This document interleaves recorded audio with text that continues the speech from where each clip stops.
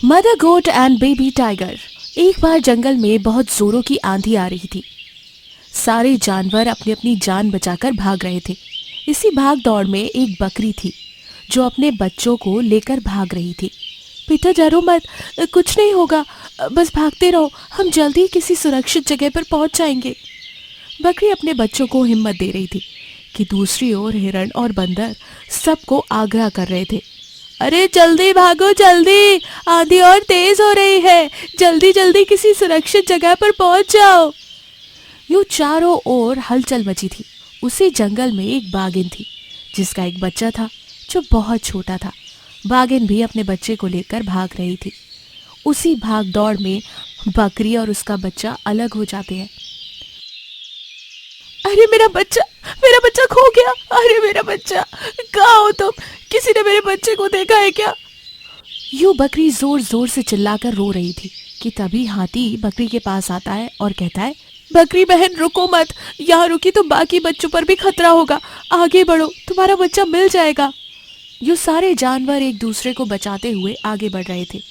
बकरी भी आगे बढ़ रही थी, पर बकरी की नजरें अपने बच्चे को ही ढूंढ रही थी कि दूसरी ओर बकरी का बच्चा कांटों से भरे एक गड्ढे में गिर जाता है और वहां पर अपनी माँ को पुकारता रहता है। बाघिन बकरी के बच्चे की आवाज़ सुनती है और कहती है, लगता है कोई मुसीबत में है, मुझे उसकी मदद करनी होगी। ये कहकर बाघिन उस गड्ढे के पास जाती है। गड्ढे में बकरी के बच्चे को देखकर वो कहती है, हे राम, यहाँ तो छोटा सा बकरी का बच्चा है, लगता है अपनी माँ से बिछड़ गया।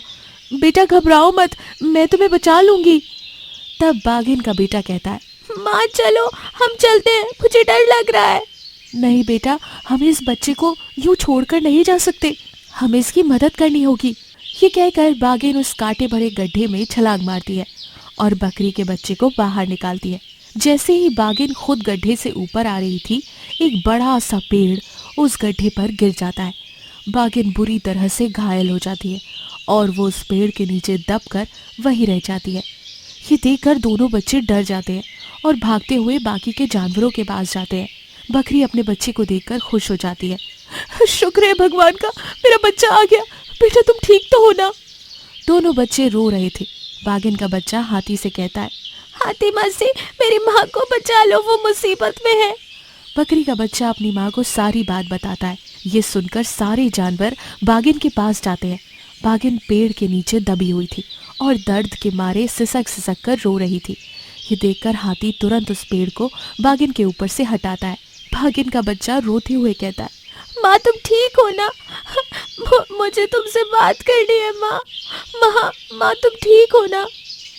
बेटा मेरे जाने का वक्त आ गया है, तुम अपना ख्याल रखना, हमेशा दूसरों की मदद करना, कभी अपने आप पर घमंड मत करना।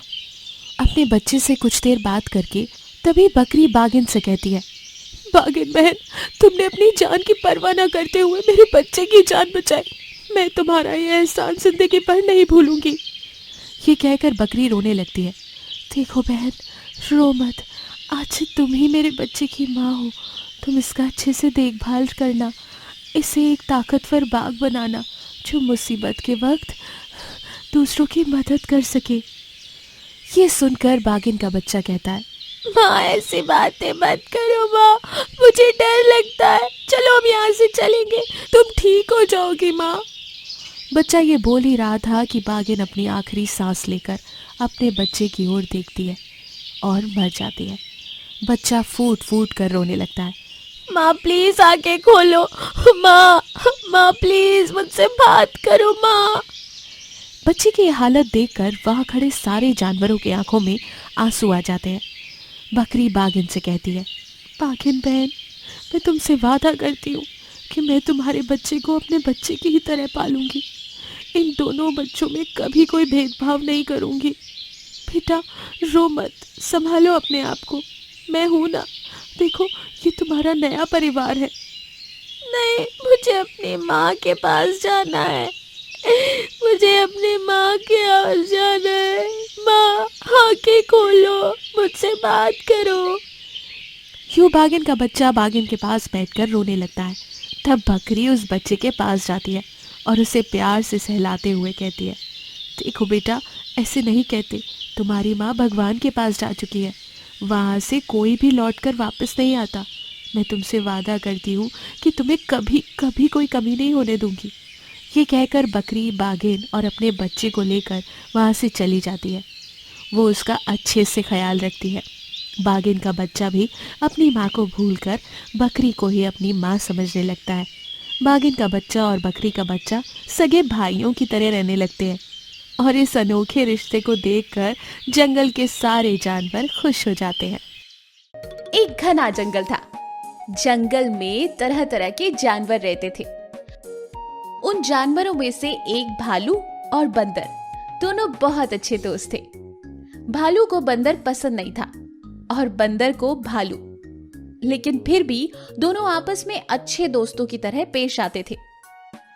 एक दिन भालू बंदर से कहता है, दोस्त, क्या तुम आज स्नान करने तालाब पर नहीं गए?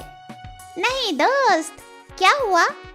कुछ नहीं दोस्त, उस तालाब के पास एक केले का पेड़ है, जो पेड़ जिस पर बहुत अच्छे केले लगे हैं। तुम्हें केले बहुत पसंद है ना, तो तुम तालाब के पास जाकर देखो। तालाब के किनारे पेड़ पर बहुत अच्छे केले हैं। ये सुनकर बंदर भागा भागा तालाब के पास जाता है और उसे कोई भी केले का पेड़ दिखाई नहीं देता। तो बंदर मन ही मन सोचता है, इस भालू ने मुझे झूठ बोला, मुझे जानबूझकर बेवकूफ बनाया, मेरा वक्त बर्बाद किया। उसे तो सबक सिखाना पड़ेगा। ये कहकर बंदर अपनी जगह पर वापस चला जाता है। बंदर को भालू पर बहुत गुस्सा था, फिर भी वो नकली मुस्कुराहट लिए बंदर भालू से पूछता है, दोस्त, मैं नदी के पास गया था, वहाँ पर कोई भी केले का पेड़ नहीं था। तुमने मुझसे झूठ क्यों कहा?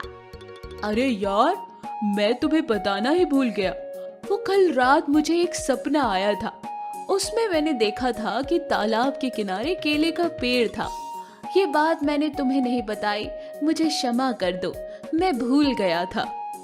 ये कहकर भालू अपने मन में सोचता है, ये तो एकदम लालची बंदर है, मैंने तुम्हें जानबूझकर झूठ कहा था। बंदर को मैंने उल्लू बनाया। एक दिन भालू और बंदर भोजन की तलाश में घूम रहे थे। बहुत दूर चलने के बाद भालू थक जाता है और बंदर से कहता है, दोस्त, हाँ, मैं तो बहुत थक गया हूँ और मुझे बहुत भूख भी लग रही है। अब मैं आगे नहीं चल सकता। भालू की बात सुनकर बंदर मन ही मन सोचता है, ये भालू तो थोड़ी दूर भी नहीं चल सकता और ऊपर से कह रहा है कि मैं थक गया हूँ। इसका आकार देखो कितना बड़ा है, इसकी भूख तो कभी मिटती ही नहीं। इतने में भालू बंदर को देखते हुए कहता है, क्या हुआ दोस्त, क्या सोच रहे हो? कुछ नहीं, सच है, मैं भी बहुत थक गया हूँ। बहुत दूर आ गए हैं ना, मुझे भी बहुत भूख लग रही है। ठीक है, हम इस पेड़ के नीचे थोड़ा आराम करते हैं। बंदर और भालू पेड़ के नीचे सो जाते हैं और वो दोनों सो रहे थे कि पेड़ के ऊपर से एक मांस का टुकड़ा और कुछ हड्डियां नीचे गिरती हैं। तुरंत भालू हड़बड़ाकर आंखें खोलकर देखता है और पास में पड़े मांस और हड्डी को देखकर खुश हो जाता है और मन ही मन सोचता है, लगता है कोई शेर या बाघ यहाँ इस पेड़ पर ऊपर भोजन खत्म करके गया है और जो बचा कुचा था वो नीचे गिरा गया। मैं ये सारा भोजन खा लूंगा। हा हा हा। इतने में बंदर की नींद खुल जाती है। नींद से जागते ही बंदर को देखकर भालू सोचता है, अरे ये बंदर तो नींद से जाग गया और इसने मांस को देख लिया है। ये सारा मांस खा जाएगा, मेरे लिए कुछ भी नहीं बचेगा। मुझे तुरंत आकर मांस और हड्डी खा लेना चाहिए। ये सोचकर भालू तुरंत जाकर वहाँ पड़ी हुई हड्डी एकदम से निगल जाता है। हड्डी भालू के गले में फंस जाती है और भालू की लाख कोशिश पर भी वो हड्डी बाहर नहीं आती। भालू तिल मिलाकर मर जाता है। ये देखकर बंदर वहां से चला जाता है। नीति, जब कोई चीज खानी हो तो जल्दबाजी ना करके आराम से और बेफिक्र होकर खानी चाहिए।